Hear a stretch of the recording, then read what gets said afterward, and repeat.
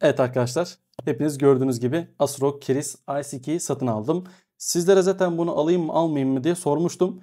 Ben de gerçekten takip ediyordum bu mouse'u. Baktım ucuz buldum. Ucuz demeyelim de orta seviyede buldum ve aldım. Gördüğünüz gibi hiçbir tarafını açmadım. Sizle beraber açacağım. Bu arada hepiniz hoş geldiniz. Gerçekten söylemeyi unuttum. Heyecandan bu ürünü bayağı bekliyordum çünkü. Benim bu kanalı kurmakta bir hedefim vardı. Bu tarz ürünleri sizlere ücretsiz bir şekilde verebilmekti. Bu gibi konularda bana yardımcı olmak isterseniz abone olup ya da like atabilirsiniz. Bunu da buradan söyleyeyim. Şimdi gelelim, isterseniz fazla lafı uzatmadan şunun bir kutusunu açalım. Ben de artık heyecanıma yenik düşmek istemiyorum. Hemen gelelim kutu açılımına. Evet arkadaşlar, şimdi hemen kutusunu açalım.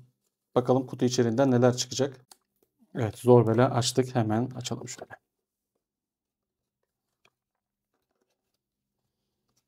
Şöyle ürünü koyacağım. Şunu kaldırıyorum. Kaldırayım. Evet. İlk önce ürünümüz gelsin. Gördüğünüz gibi inanılmaz hissiyatı var. Gerçekten çok hoş olmuş. Yani bilmiyorum, güzel olmuş arkadaşlar. Mükemmel.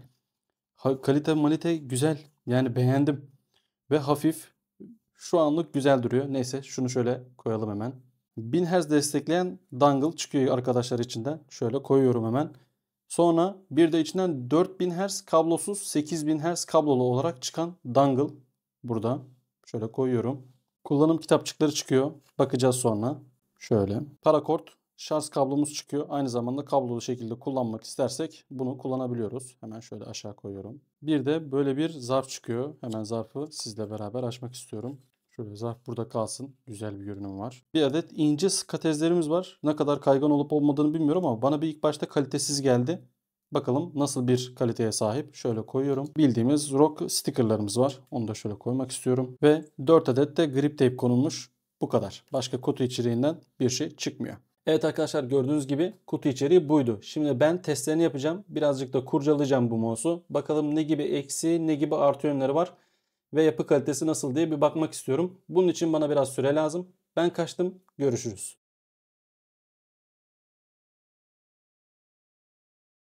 Artık aradan bir hafta 10 gün kadar geçti. Hem hevesim geçti hem de bayağı bir tecrübe sahibi olduğumu söyleyebilirim.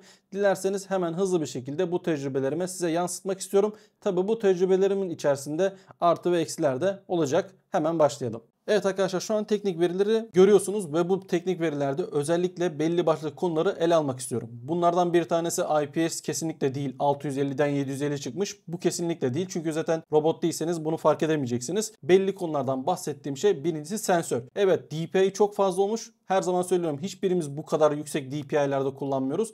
Ama bu kadar yüksek DPI'nin çözünürlük arttırdığını söylemiştim. Burada da Asus yine demiş ki arkadaş, mousepad dışında artık cam yüzeylerde rahatlıkla kullanabileceksiniz demiş. Ve hemen hemen ibaresini, tabirini kullanıyor. Neden? Çünkü yine bazı cam yüzeylerde tam istenilen performansı yakalanmadığı söyleniyor. Ben buradan bunu söylemiş olayım. Ama ben şöyle hemen size de göstermek istiyorum. Bakın, şunu da şuradan kaldırayım hatta. Burası cam yüzey, yani epoksi bir yapı ve şöyle oynattığım zaman arkadaşlar burada eskiden hiç tepki vermiyordu. Şu an aynı Razer gibi tepki veriyor. Yani burada bir iyileştirme olduğu söz konusu. Şimdi bunu da böyle tekrar kaldırıyorum. Evet, devam edebiliriz. Teknik verilerdeki ikinci dikkat etmemiz gereken husus pil arkadaşlar. Arkadaşlar inanmazsınız, bu Asus'un yeni ürettiği sensör ve Speednova teknolojisiyle ürettiği şu dongle inanılmaz derecede az enerji tüketiyorlar.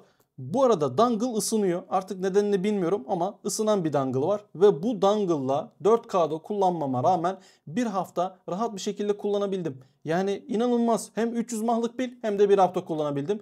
Bunu da buradan sizlere hemen söylemek istiyorum. Yine her zaman yaptığım gibi 800-1600 DPI'larda bir sensör testi yaptım. Gerçekten tutarlı olduğunu da buradan hemen size söyleyeyim. Zaten görüntülerinde görmüş oluyorsunuz. Teknik verilerinden üçüncüsü ise arkadaşlar kablolu 8000 Hz, kablosuz 4000 Hz kullanımı olayı. Bu da buradan söylemiş olayım. Neden bunu söylüyorum? 8000 Hz'i kablosuz zannedebilirsiniz. Hayır, 8000 Hz'i kablolu bağlamak zorundasınız. Üçüncü dikkat etmemiz gereken olay. Yoksa bunların haricinde çok teknik verilerinde amşan bir durum söz konusu değil. Şimdi gelelim Gelelim Shape'ine. Shape'inde ise Lamzutorn'la birebir olduğu gözüküyor eleshape.com'dan ama bence kesinlikle değil arkadaşlar. Hemen sebeplerinden bahsedeceğim. Birincisi şöyle gösterebilir miyim bilmiyorum ama şuradaki şöyle göstereyim hemen. Bakın şuradaki eğiklik arkadaşlar kesinlikle Lamzutorn'da yoktu. Yani şuraya öyle bir eğik yapmışlar ki şurada hatta keskinleşiyor bu. Tam şurada böyle bir keskinlik var. Burayı öyle bir güzel yapmışlar ki sanki mini shape'ine sahipmiş gibi eliniz cukka diye oturabiliyor. Ve bu arada palm, claw, finger tutabilirsiniz. Gerçekten inanılmaz derecede güzel. Şu kısım bakın şu kısım hemen şöyle yine üst taraftan göstermeye çalışayım. Bakın aşırı derecede oyuk. Burası Lamzutorn gibi ama tam şu kısımda fazla eğik olduğu için Lamzutorn'dan ayrılıyor ve gerçekten eliniz sanki mini mouse tutuyormuş edasıyla oluyor. Şöyle de bakayım gösterebilecek miyim size? Bakın şurasında gerçekten mükemmel olmuş. Shape olarak ben beğendim. Hazır palm, claw, finger tutabildiğimizi söyledim ama burada bir sıkıntımız var arkadaşlar. O da tam şuradaki tuş yapıları. Bakalım gösterebilecek miyim? Olmadı. Size resimde gösteririm. Bakın arkadaşlar tuş yapılarının tam şurasında bir çukurluk var. Zaten görüyorsunuz. Hatta tam şu uçlarda keskinleştirme olduğunu görebilirsiniz. Yani parmağınız buraya koymak zorundasınız. Bakın ileri doğru parmak akmıyor. Yani buraya bir çukur koymuş. Bundan sonra şurada bir tırtık var. Bir atlama var. Ve bu sizi rahatsız edebiliyor. Yani eğer parmağınız biraz uzunsa ve palm tutuyorsanız ki tam şu uca denk geliyorsa eliniz kesinlikle bu mouse'la rahat edemeyeceksiniz. Biraz daha geri doğru tutmanız gerekecektir. Bunu da söylemiş oldum. Tasarımından zaten bahsetmiyorum. Zaten şu an tasarımını görüyorsunuz. Arka plate'inden size biraz bahsedeyim hemen. Gördüğünüz gibi kısa küçük ayaklar kullanılmış. Siz isterseniz kutu içeriğinden çıkan büyük ayakları da kullanabilirsiniz. 3 tur bağlantısı var ve dangle saklama yeri. Dongle'da geleceğiz. Özel bir dangle yapılmış. Asus burada gerçekten kullanıcıları düşünmüş. Burada DPI, lot ayarı yapabildiğiniz, hatta sıfırlayabildiğiniz, eğer kullanım kılavuzuna bakarsanız DPI'yi kademe kademe arttırabildiğiniz, yani Pulsar X2H'in ekranlısının ekransız hali desem yeridir. Her şeyi yapabiliyorsunuz. Bu da çok güzel olmuş. Yani illa Asus Armory Crit yazılımını ben beğenmiyorum. Benim gibi beğenmeyenler için gerçekten çok güzel bir şey olmuş burada. İster lot ayarınızı ister DPI ayarınızı kademe kademe yapabiliyorsunuz. Bu arka plate kısmı da çok güzel olmuş. 3 tür bağlantıdan bahsettik ama 3 tür bağlantının ne olduğunu yine söyleyeyim. Bluetooth, kablolu ve 2.4 GHz. Kablolu kullanacağınız zaman ortaya aldığınız zaman 8000 Hz'de kullanabiliyorsunuz. Burada zaten bahsetmek istediğim başka bir şey yok. Mouse'un switchlerine geldiğimiz zaman arkadaşlar switchlerimiz 100 milyon tıklama ömrüne sahip optik switchler. Dilerseniz hemen bir sesini dinleyelim.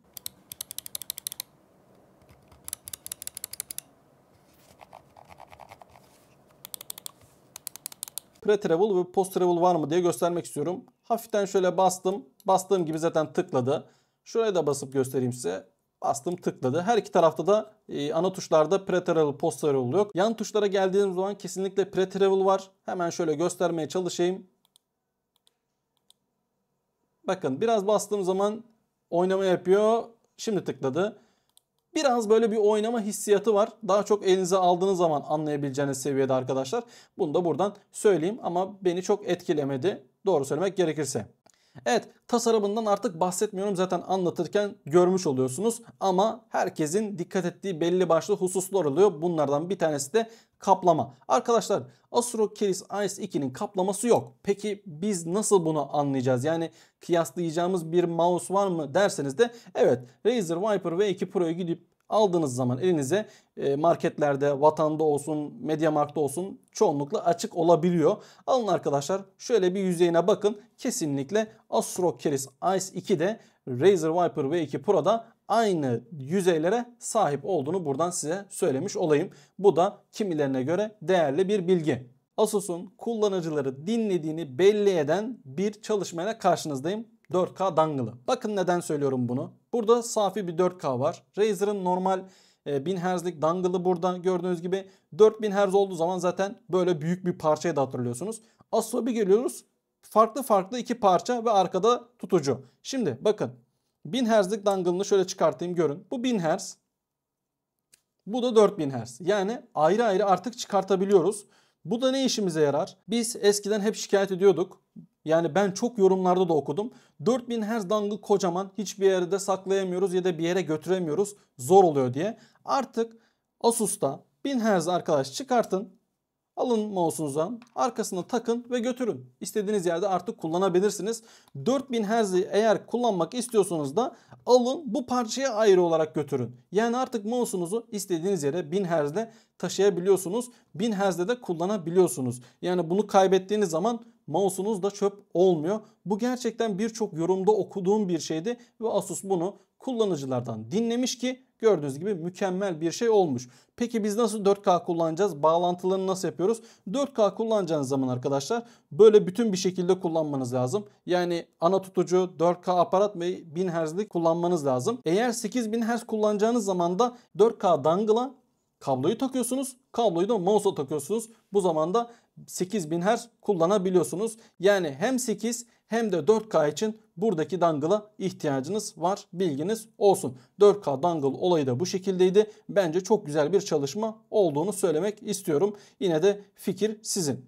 Sonuç olarak şunu söyleyeyim ki arkadaşlar, uzun zamandır bu kadar güzel bir mouse kullanmadım ama en önemlisi geri ödeme var arkadaşlar. Asus şu an geri ödeme açmış ve bu mouse için 1300 lira falan geri ödüyor. Ve şu an fiyatı inanılmaz bir seviyeye gelmiş durumda. Bence kesinlikle kaçırmadan alın. Teknik veri olarak, bütün her şey olarak şunu anlatmak istiyorum sizlere.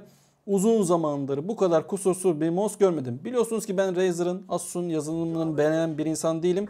Ve bu mouse'da yazılım derdi de artık kalmamış. Ve bunun için Asus'a çok teşekkür ederim. Aynı zamanda da gerçekten güzel bir çalışma olduğunu söylemek isterim.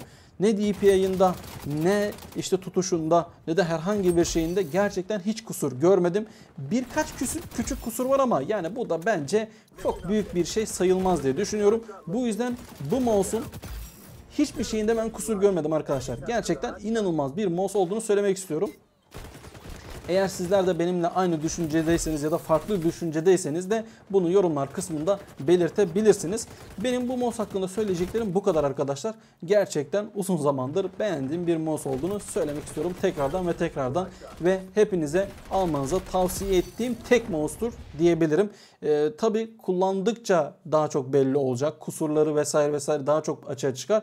Ama benim şu anki kanaatimde ve şu an gördüğüm kadarıyla uzun kullanımda dahi olsa size sorun çıkartacak bir mouse'muş gibi düşünmüyorum ben. Sizlerin düşüncelerinizi de yorumlar kısmında bekliyorum. Evet, benden bu kadardı. Kendinize çok iyi bakın. Hoşça kalın. Görüşmek üzere.